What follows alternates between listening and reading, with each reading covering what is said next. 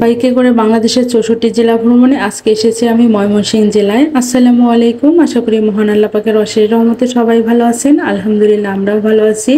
বাইকে করে বাংলাদেশের ৬৪ জেলা ভ্রমণে আজকে এসেছি আমি ময়মনসিংহ জেলায়। এর আগে বেশ কয়েকটি জেলার ভিডিও আমি আপনাদের সাথে শেয়ার করেছি, যেগুলো আমি বাইকে ঘুরে ঘুরে দেখিয়েছি, সাথে আপনাদের সাথেও শেয়ার করেছি।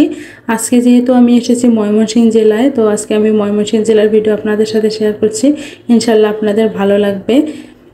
যেহেতু অনেক গরম পড়েছে, এর কারণে আমি একটু সকাল সকাল বের হয়েছি যাতে ভালোভাবে আমি ভিডিও করতে পারি। তবে রোদের কারণে আসলে ফোনের দিকে তাকানোই যায় না, এরকম অবস্থা হয়ে যায়। তো এই যে এই দিকটাতে রয়েছে বাংলাদেশ মৎস্য ভবন ময়মনসিংহ, এই যে এই দিকটাতে, তো এটা একটু দেখিয়ে দিলাম। আর এই জায়গাটা দেখে আমার খুব ভালো লাগতেছিল, তো ভাবলাম যে এই জায়গাটার ভিতরে আসি। এই পাশেই কিন্তু ছিল BFRI ফিশ মিউজিয়াম, তো সেটার ভিডিওটা হয়তো আমার হয় নাই, তো কেটে গেছে।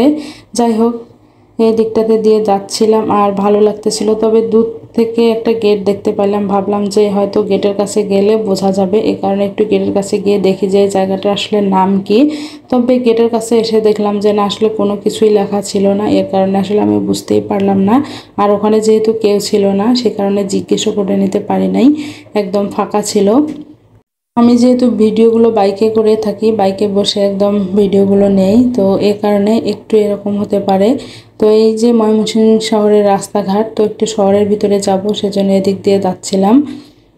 এর আগে আমি বেশ কয়েকটি জেলার ভিডিও আপনাদের সাথে শেয়ার করেছি, যেগুলো আপনারা অনেক পছন্দ করেছেন, অনেকে অনেক লাইক কমেন্ট শেয়ার করেছেন, সেজন্য আপনাদেরকে জানাই অসংখ্য ধন্যবাদ। আর আজকে আমি আপনাদেরকে ময়মনসিংহ শহরটা ঘুরে ঘুরে দেখাবো, যতটুকু আমি পারি ইনশাল্লাহ আপনাদের সাথে শেয়ার করব। তবে ময়মনসিংহ জেলায় ঢোকার সময় রাস্তাঘাট আমার অনেক ভালো লেগেছে, খুব সুন্দর লেগেছে রাস্তাটা আমার কাছে, একদম আরাম করে আসতে পেরেছি। এটা হলো মুক্তিযুদ্ধ স্মৃতিসৌধ, তো এটা আপনাদের সাথে একটু শেয়ার করে নিলাম। জায়গাটা অনেক ভালো, অনেক সুন্দর লাগতেছিল, গাছপালা ছিল ভিতরে। তারপর এই যে আবার মেন রোডে চলে আসলাম। তো বেশি সময় না হলেও কিন্তু যেহেতু সকাল সকাল, তারপরেও কিন্তু অনেক লোকজন ছিল। রাস্তা যে একদম ফাঁকা ছিল তা নয়, তবে দোকানপাটগুলো একটু বন্ধ ছিল, হয়তো একটু পরেই সব কিছু খুলবে, অত সকালবেলা তো আর দোকানপাট খুলে না।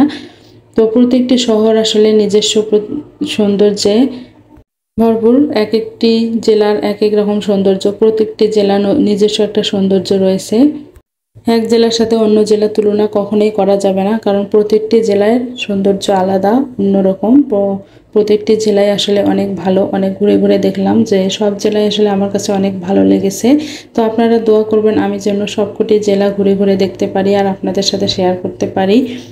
আর আমি যেহেতু ময়মনসিংহে এসেছি, ময়মনসিংহ কৃষি ভার্সিটি দেখব না এটা হতেই পারে না, তো কৃষি ভার্সিটিও দেখব ইনশাল্লাহ, সেটা আপনাদের সাথে শেয়ার করব আগামীকালকের ভিডিওতে। যেহেতু এই ভিডিওটাই অনেক বড় হয়ে যাচ্ছে, আসলে সব কিছু যদি এক ভিডিওর মধ্যে দেখাতে যাই অনেক বড় হয়ে যাবে। তো ইনশাল্লাহ কালকে আমি ময়মনসিংহ কৃষি ভার্সিটির ভিডিও আপনাদের সাথে শেয়ার করব। সবাই আসলে পাশে থাকবেন, দেখবেন, আমাকে সাপোর্ট করে যাবেন। এই যে বললাম যে আমি সকাল সকাল যেহেতু বের হয়েছি, অনেক দোকানপাট কিন্তু বন্ধ ছিল, তো এত সকালবেলা আসলে দোকানপাট তো খোলার কথা নয়, একটু পরে হয়তো সব কিছু খুলে যাবে দোকানপাট, তখন আসলে অনেক ভালো লাগবে। তো এই যে এটার নাম হচ্ছে বিপিন পার্ক, আসলে বোর্ডে লেখা ছিল, গেটে লেখা ছিল, সেটা দেখে আমি আপনাদেরকে বলে দিলাম। তো আমি আসলে ভিতরে যাই নাই, তারপরে যে সামন দিক দিয়ে আসলাম।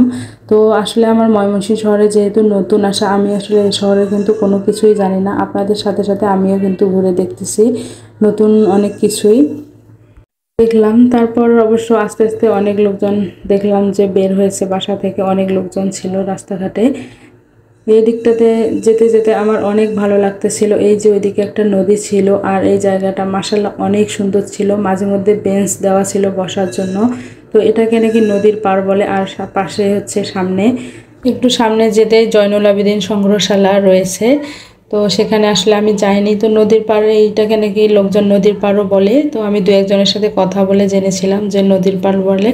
তো মাশাআল্লাহ জায়গাটা অনেক সুন্দর, আর অনেক বাতাস ছিল, দেখতে মাশাআল্লাহ অনেক সুন্দর লাগতেছিল। তো এই জায়গাটাকে আপনারা কি বলেন অবশ্যই যারা ময়মনসিংহের বাসী, যারা আমার ভিডিও দেখেন আমাকে কমেন্ট করে জানাবেন। এইদিকে আমি চলে আসলাম, আর এখন আমি এসেছি সার্কিট হাউসের সামনে। তো সার্কিট হাউসের এখানে একটা ছবি উঠে নিয়ে চলে যাব। আমরা মা মেয়ে একটু নেমে হাঁটাহাঁটি করলাম, কারণ অনেকক্ষণ যেহেতু বাইকের মধ্যে বসেছিলাম, আসলে বাইকের মধ্যে বসে থাকতে থাকতে পা কিন্তু একদম লেগে যায়। তো মাঝে মধ্যে একটু আসলে দাঁড়াতে হয়, একটু চাটা খেতে হয়, তাহলে ভালো লাগে, যেহেতু অনেক দূর জার্নি করতে হয় আর অনেক গরম।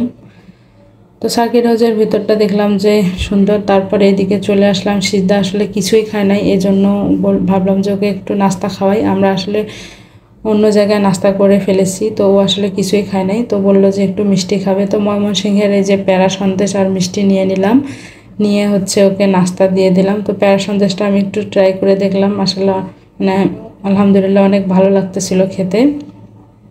মিষ্টিটা যেহেতু একটু কম ছিল, তো আমার কাছে অনেক ভালো লাগতেছিল। আমার আসলে একটু মিষ্টি কম কম খেতেই ভালো লাগে। আর এদিকে পরোটা ভাজতেছিল। যাই হোক, ময়মনসিংহ শহর ঘুরে গেলাম, ময়মনসিংহ জেলা ঘুরে গেলাম, অনেক ভালো লাগলো। তো ময়মনসিংহবাসীকে অনেক ধন্যবাদ যে আপনাদের জেলা শহর ঘুরলাম, অনেক ভালো লাগলো। সবাই